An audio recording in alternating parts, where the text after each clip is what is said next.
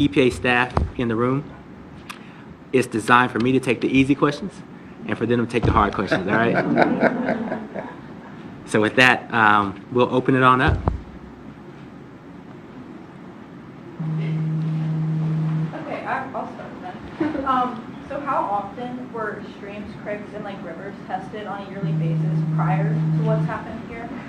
You know, quite frequently, and most of the testing of our waterways is done by your state, the state of Ohio. They have the delegated authority to do so, which means we oversee the national regulations.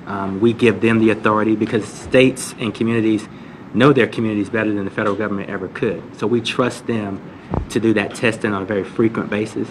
And we have sort of a partnership there. And what I can say is it's tested frequently enough so that we understand what the baseline is of that water quality. And when you have an accident like the one that we're seeing now, we're able to understand what the impact of that accident is and to work on cleanup levels to get it back to where it was. We believe confidently that over time we can restore that water quality back to where it was prior to. I think the governor has had it right in his communications. The drinking water, if your home is connected to a municipal drinking system, it's been tested and we're confident that the state has done the appropriate testing and that water's safe. If your home is on a private well, I think the governor's asked that your parents or whomever owns the home has that private well tested, and until that test occurs, continue to drink bottled water. But as far as the lakes, streams, and creeks, it's the job of the EPA to make sure that we protect drinking water and recreational water. I grew up hunting and fishing with my father and grandfather. I love being outdoors. I love fishing. I understand that our wildlife requires clean drinking water. And so we're laser focused on making sure we restore it back to its original health.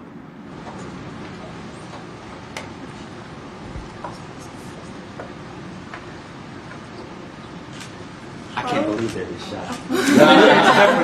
Okay. Give him a few minutes. Okay. How do we know some of the chemicals weren't already there?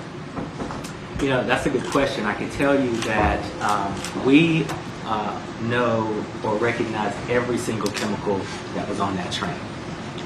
And those chemicals that were being transported aren't just kind of hanging out in streams, rivers, and creeks because they're so dangerous.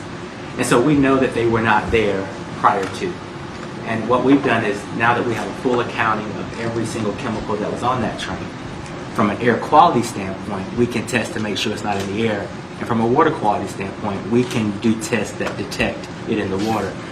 And just to tell you how sophisticated it is, when the accident occurred, EPA has this specialized airplane. It's called Aspect. And we deployed that airplane, and it could pick up all of the differences in the air that would have been present. We also have a mobile lab. And it's like a big van that's been driving in and around your community since the accident. As a matter of fact, we're going to have a press conference later, and we're going to have that van there downtown, parked downtown so everyone can see it. It's also circling the community to see what it picks up and if there's anything different in the air. And then we have these stationary monitors, so just air monitors placed strategically all across the community.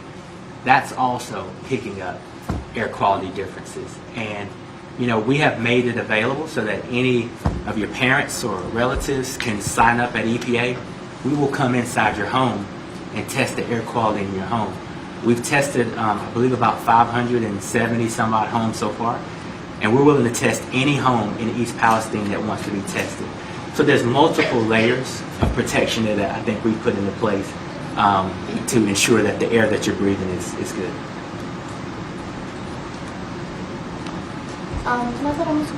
What's the conditions of our parks right now? Because I know EPA and stuff has been doing a lot there, and we have tennis season coming up, and we have different activities, spring's coming. So what's the conditions looking like in the park area? I think we are. Before a couple of days ago, the state was in charge of the emergency response, and now we're in charge of the cleanup. And so we're doing a really thorough analysis of what the impacts are to water, soil, and air quality, and how far those impacts span.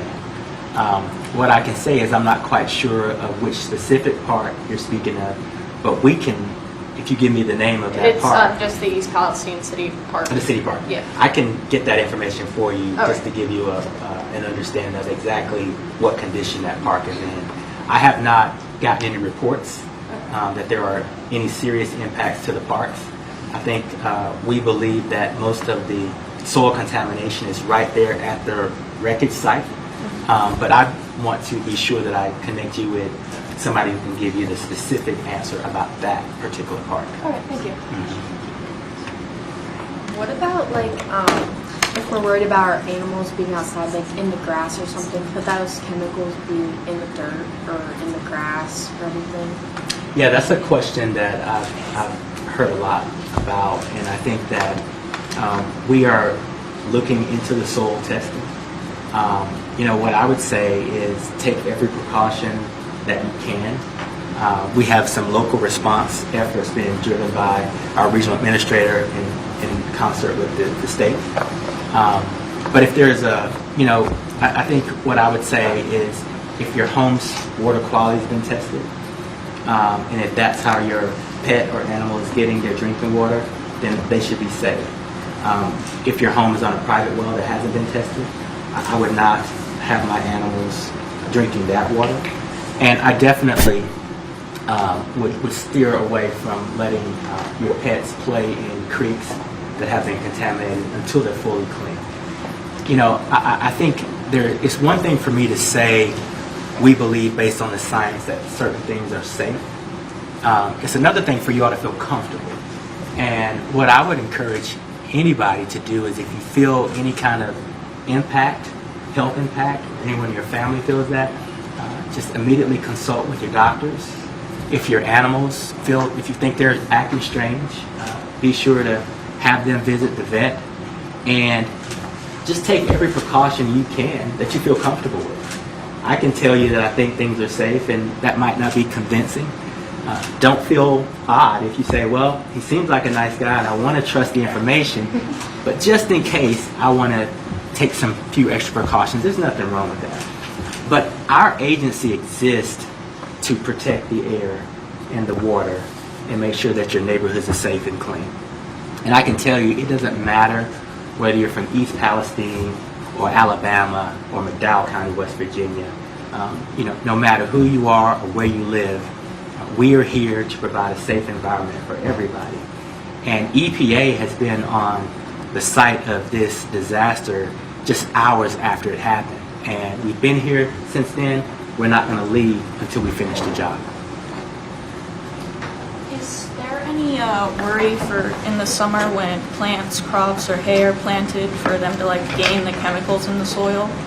We're going to do all of the necessary testing that we need to do to alleviate that fear. I know a lot of people have asked that question, whether they're personal gardeners that just like it or some of your local businesses in the community. And I think what we're going to have to do is, even though we don't believe that there's any contamination, we're going to have to mobilize a testing regimen to prove that that soil is available for use.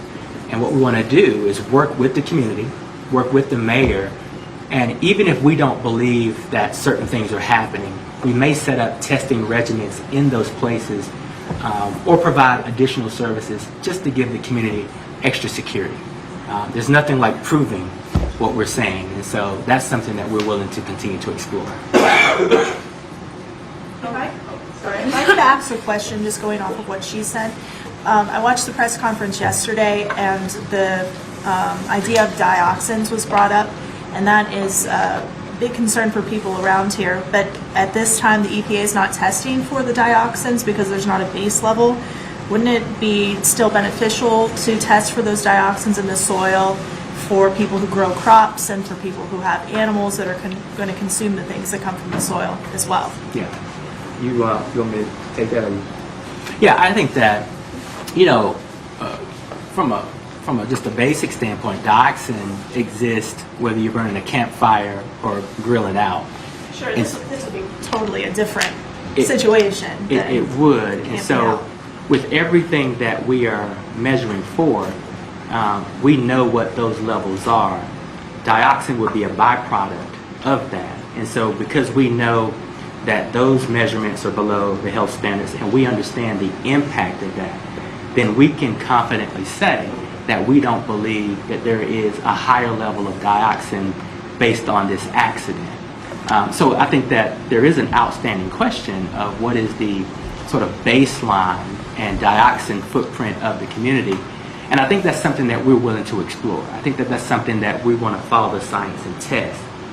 What we want to do, though, is we want to keep our resources focused on what we believe to be the most immediate threat to the community and not necessarily be diverted away from that. However, as I said with the soil testing and everything else, if there are certain things that we need to do to go the extra mile to provide the community comfort, then that's up for discussion and we're willing to explore.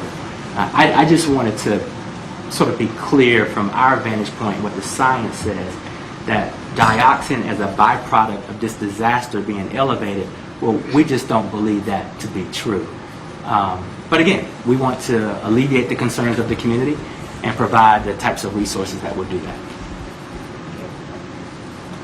Sort of looking into like the future, those that were possibly exposed to all these chemicals, do we know if there's going to be any negative effects on their health or if there's any concern on those effects? You know, I think based on the exposure levels that, or you know, based on the impact of this disaster and what we believe to be short and long-term exposure levels, we don't believe that there's any cause for danger right now. I think that we have to get this cleaned up and make sure that if there was short-term exposure that we don't elongate that and have longer-term exposure. Because we usually measure these chemicals and their impacts to public health at a 70-year span. And so obviously 1 day or 2 weeks is too long, but when you put it in that perspective of long-term exposure of 70 years, we want to be sure that we're not exposing anyone any longer than need be.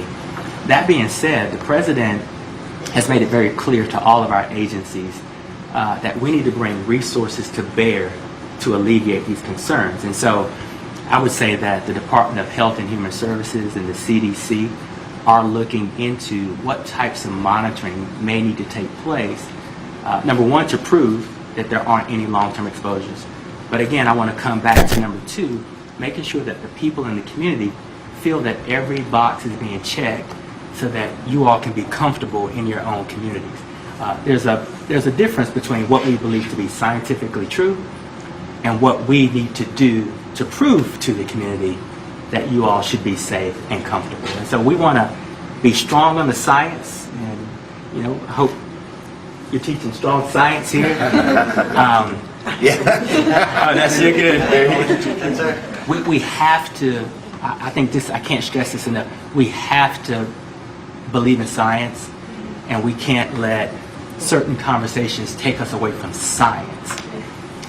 But once you establish that baseline and the science says something, then there's the next step of, well, what do we need to do to ensure that people actually believe the science? And that's where we have to be transparent and walk people through why we believe such to be true.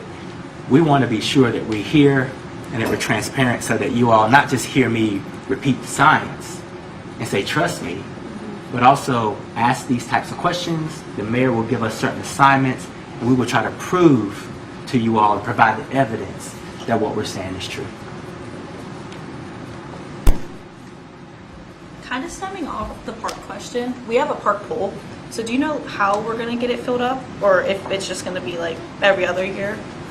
I'm sorry? Like we have a park pool in like the water. Are we going to fill it up as regular, or are we going to take like extra precaution to it? That's Because an I know interesting question. they Where would do you, probably. do you know where you get the water from for the park It's pool? from the municipal water system. So it's cleaned, tested, everything. It's tested daily. Actually, I think 3 or 4 times a day. So yes, it'll be tested, and it's the same water you're drinking at home. So Yeah.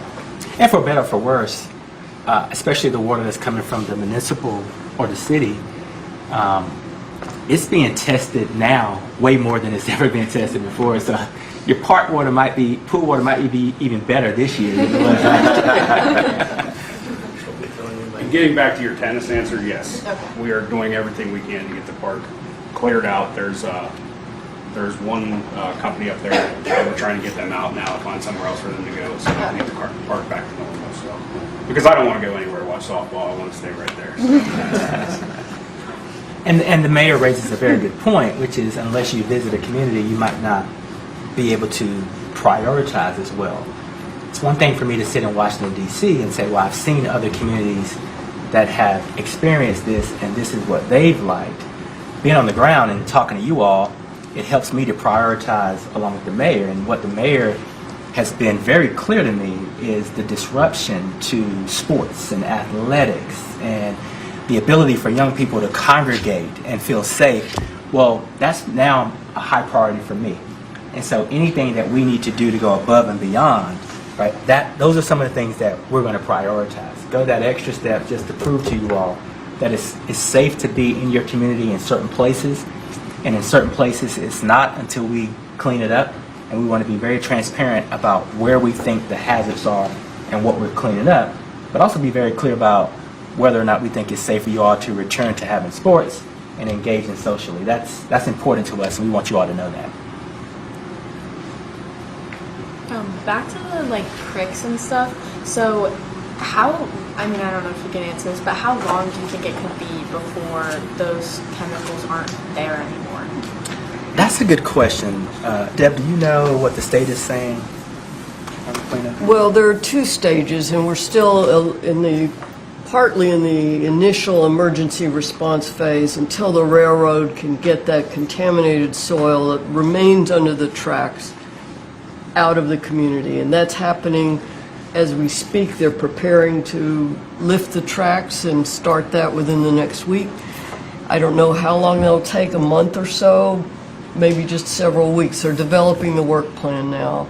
Once we get that immediate contamination of the soils and the sediment, then we'll begin a remediation phase. And that could take much longer, but it will make things better. It will get all the chemicals out. And I predict, based on what I've seen in the time I've been here, about the spirit and resilience of the community and the things that we'll be bringing here, it's going to be better than before.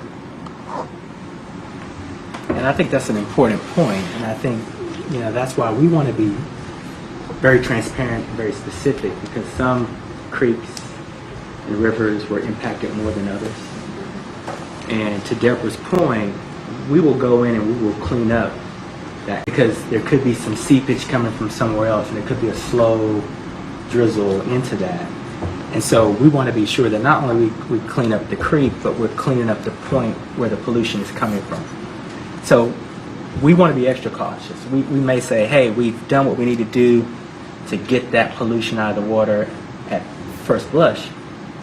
But we also don't want to find out 2 or 3 weeks later that there was some pollution coming from another place that we didn't know about, and now it's continuing to pollute that water body. We're going to do it as quickly as we can, and we're going to do it in a way where we don't want to be disruptive. And one of the complaints that was brought to me was, as we're doing this all over the city, there were people cleaning up the creeks, and like you guys might be walking by and say, hey, what's going on? And the people on site weren't willing to explain it to you. And what we want to do is have people that will open up and say, this is what we're doing, this is where we think we are, and we'll keep you posted. We don't want to keep you all guessing. If we're cleaning up something or doing something, we want to be in a position where we can explain it. And as the mayor said, in plain English and regular folks talk, not high-minded scientific terms, we want to be able to say, this is exactly what we're doing and why. Your mayor's doing an excellent job, by the way, advocating for all of you and holding us accountable, while also just being a really good partner and making sure that the things that we want to do, again, fit the prescription of this particular community. Going back to sports, I know that certain teams don't want to come to East Palestine, and also certain teams didn't even want to come to South Range, like a town pretty far, probably like 20 minutes away from here. So what can we or what can you do to ensure that even other communities feel safe, and that For softball, our funding for like say new jerseys or new shirts is cut off because certain volleyball teams for JO don't want to come here. So what can we do to help that? I think that, first of all, I think that we all acknowledge that a disaster occurred. But we don't want that to be a black eye for the community. We believe that we can clean up this mess, and I'm going to hold Norfolk Southern accountable for cleaning up this mess. And this community will bounce back and be, as the mayor says, probably better than it was before. What we have to do, and what you all can do, is just stick with the science and stick with the facts. There are going to be a lot of things on Facebook and on television, and quite frankly, every time we test something or do something, someone's going to come up and say, okay, well, what about this? What about that? You all could be great ambassadors just to say, in consultation with your science teacher and people that can fact check it, you don't have to necessarily believe me 100%. I think I'm credible, but I don't mind checks and balances. In a credible way, say the EPA is in here, this is the stage we're in, this place will be cleaned up, and it's safe to conduct these sports engagements in these places at these times. We want to be really strident in doing that because, number one, the people at EPA, they're professionals, they're experts. They've seen this happen in other towns and cities all across this country for decades, unfortunately. So we know what to look out for. And I firmly believe that there doesn't have to be a black eye on this city because of Norfolk Southern's mistake. So I want you all to feel confident that this community will bounce back, that the science, technology, and communication will prevail, and we just have to be transparent and honest throughout that process. And even if somebody doesn't want to come back next week, it doesn't mean that we don't continue to tout the facts, and maybe we'll win them back in 3 weeks or 4 weeks from now. The goal is to be transparent and make people feel comfortable that they can come back and play you guys in sports, and you can beat the heck out of them. And if you'd like, you can put those coaches in touch with us. We will get them the information they may have questions about. We'll walk them through the testing process if they want to come and observe some air monitoring in the gym. We'd be happy to do that. And we took care of the funding this year. So if you need new jerseys next year, call me and we'll take care of it. And, even if you're competing against other teams, I think what we try to do is not be defensive and understand that people do have genuine questions and concerns. And so they may raise questions out of a genuineness. And I think, it's safe for you all to say, listen, these are the facts. This is what's happening. Come to our turf and we're gonna beat the daylights out of you. And Leanna, that's exactly the process that we followed with the first girls game. We got the county EMA, we got the county health commissioner involved in those conversations, and that's what allowed the Ohio Athletic Association to support us in saying it's safe, and that's why we're going to play the game here. So we just need to continue to support that with the right information. We have track meets with over 20 schools sometimes. So what if they don't want to come here? Then how are we supposed to know that? How are they going to know it's fine to come here? We will continue to provide the facts to the leaders of this village. To Deb's point, we'll provide the technology and the proof to alleviate some of those fears. I think it's going to be an ongoing conversation. I think we're seeing people respond in very interesting ways all over the country. You all are on the map now. Apparently, the water quality in 7 states away is being impacted by East Palestine. I think we have to just say, everybody, let's just be honest about it. And if we tested the water in a 1 mile radius, 700 miles is out of the game. I think just walking people through that process of actually what we're doing and how we're doing it and seeing what their questions are. And if their question boils down to, listen, we don't trust the air quality in your gym, well then you guys reach out to Deb, we bring the equipment into the gym, and then we do some air quality monitoring in the gym, outside of the gym, and then we provide that data to the school and to those officials. The only thing we can do is work hard to earn people's trust. And we know we're not going to change people's minds overnight. So will you guys test like our track and field before we hold anything? I think we'll have air monitoring equipment either in close proximity, or if we need to do something indoors, we will. But what we will do is provide you all that data. The air monitoring that we do is 24/7 real time. So, that technology can pick up any kind of spike or any kind of differentiation. And so in real time, people can go to our website.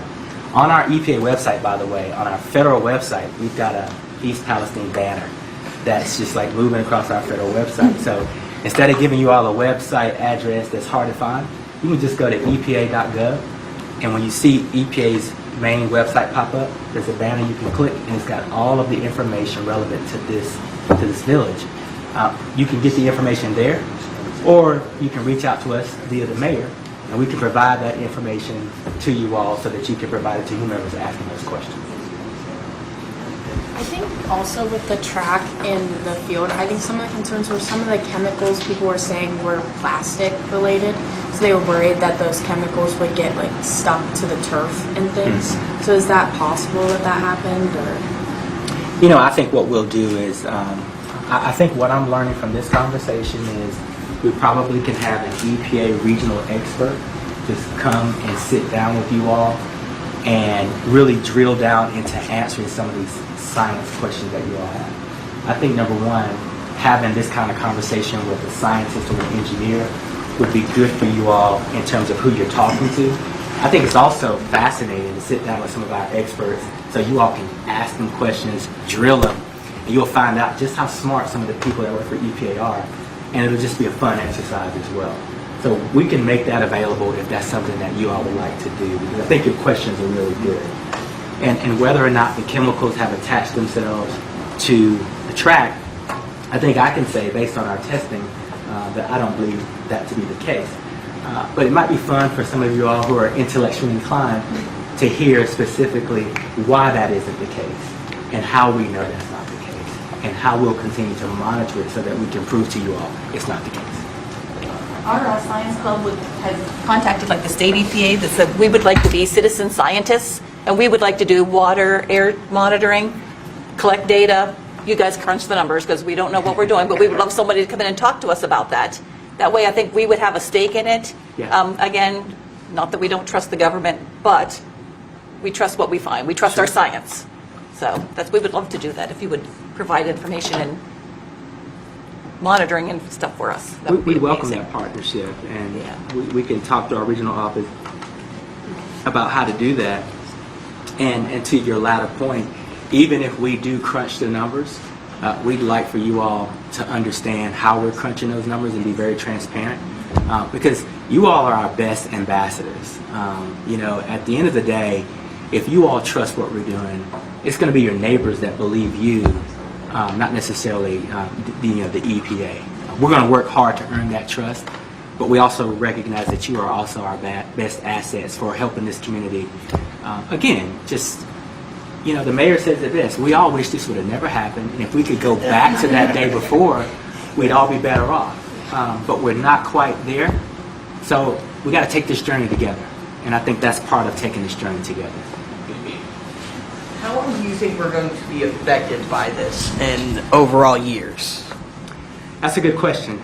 Right now, we are in that analysis phase. Some of that will be based on our negotiations with Norfolk Southern right now in terms of how quickly we want them to clean it up and what they agree to. And then from that point, we can kind of guess or approximate how long it will take to clean up, fully restore, and then get back to the way things are. I can commit to you that we can get back to you on that once we determine the pace of the cleanup, how much damage there is, and how long we think it'll take. Okay. Go ahead. Okay. What is going on with people who have like a small, let's say they're selling like meat or like cattle or like eggs and stuff, like what would that industry, because people are afraid to buy the beef, afraid to buy the eggs, like they don't know if it's safe. So like what is going to happen with all of that? That's a really good question, and the state of Ohio and the Department of Agriculture and the Wildlife Service are taking the lead on that, taking a very close look at it, and doing all of the evaluations that they need. I think it's important for the state as well as the federal government just to be as transparent as possible and provide information as quickly as possible. And I understand that the governor and his team will be here, maybe not at the school, but be in the town tomorrow, and I think that's some information that the state will pass along to the mayor and others. It's a very important question because we're getting a lot of questions like that as well. Thank you. This is kind of a question out of curiosity and like rumors I've heard, and I just want to get it straight. So when the trains go by the houses that are closer to the incident that happened, do the chemical levels in the air increase? Or like, because I've heard that like once the train goes by versus when there's no train going by, is it increasing? And because the trains go by so like every 10 minutes in our town, or whatever the exact minute is, like, is that a danger? Like, Yeah, what we're doing is we are very closely monitoring all activity. So we have monitors set up 24/7. The only time that we saw a temporary spike was during the explosion itself. Since then, we have not seen any spikes above the health levels that we would advise.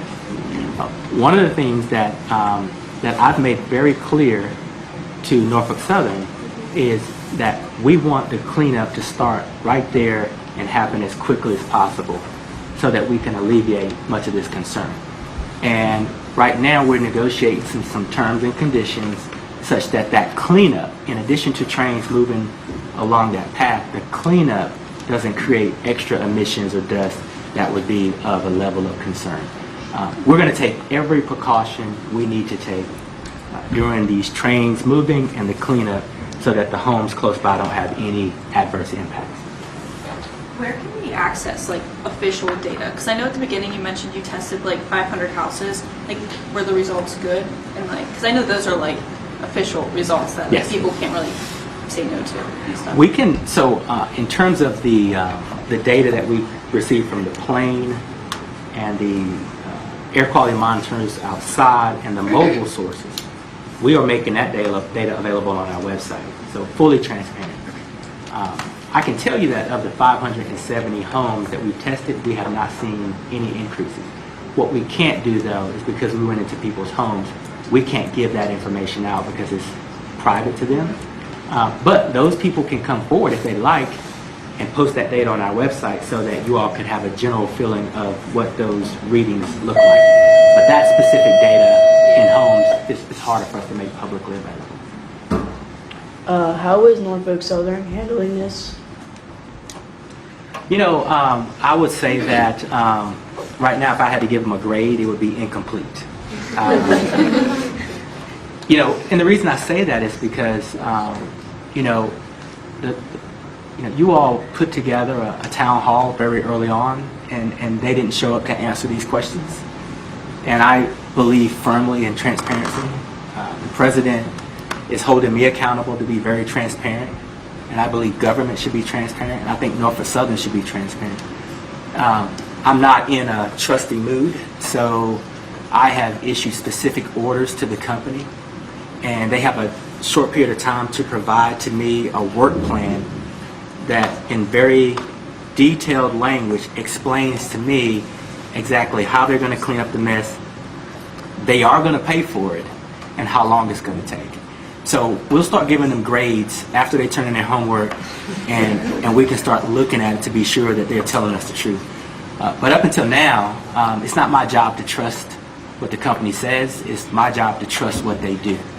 And because they didn't show up to that town hall, and because of some early steps, I'm not saying that they can't get back into the good space, but right now, we're watching them like a hawk.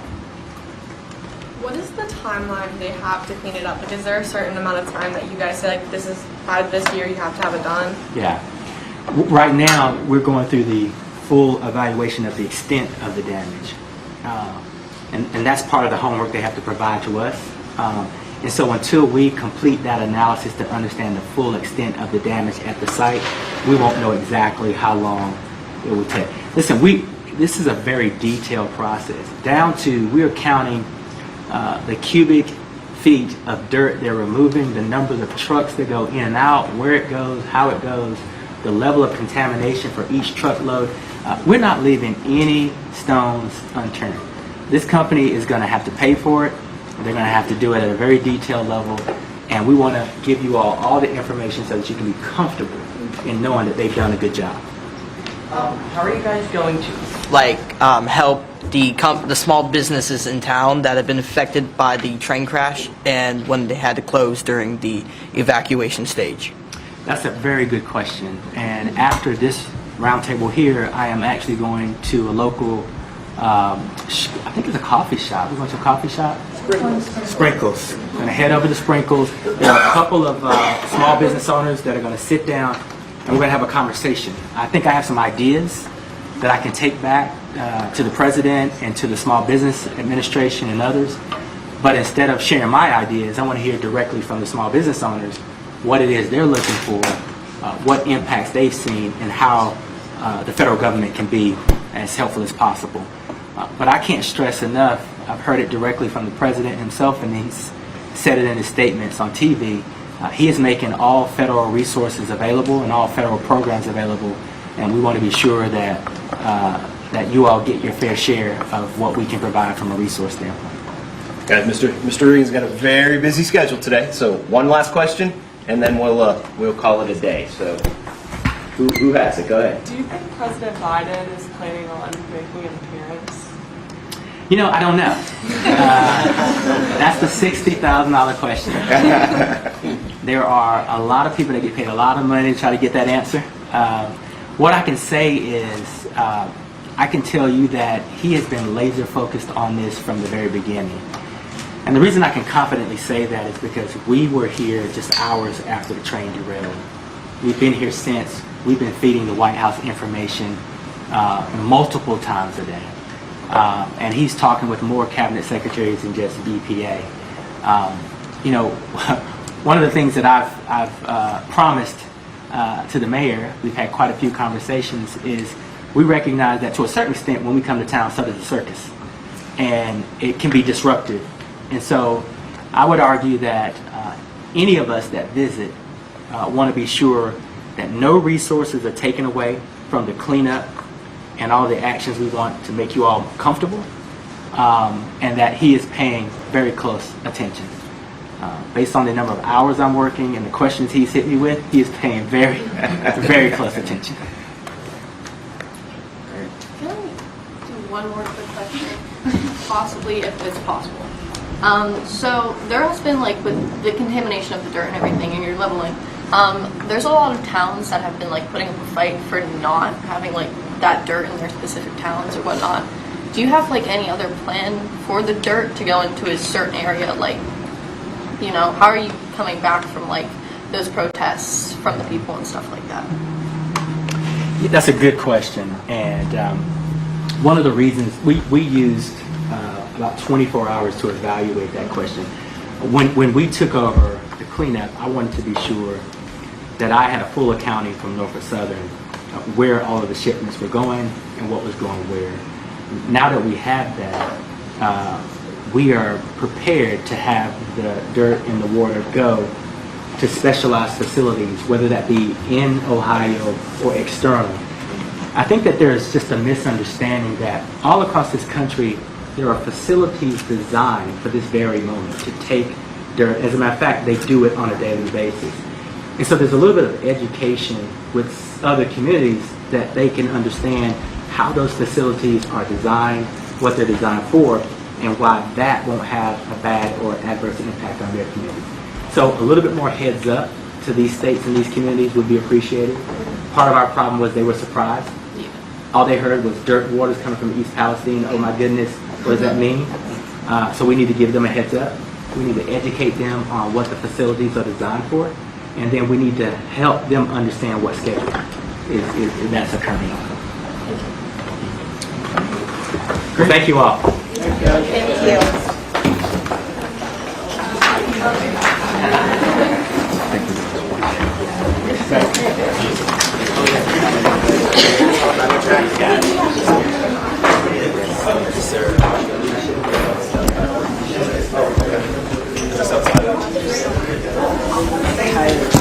It's going to be right behind that door. Or right there.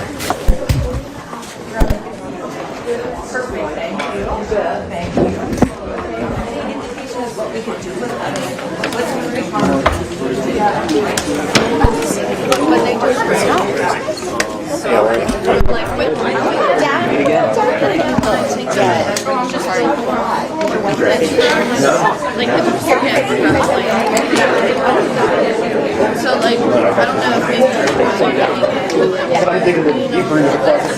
Wearing all the sports coats that I wear on the weekend. Oh, that's fine.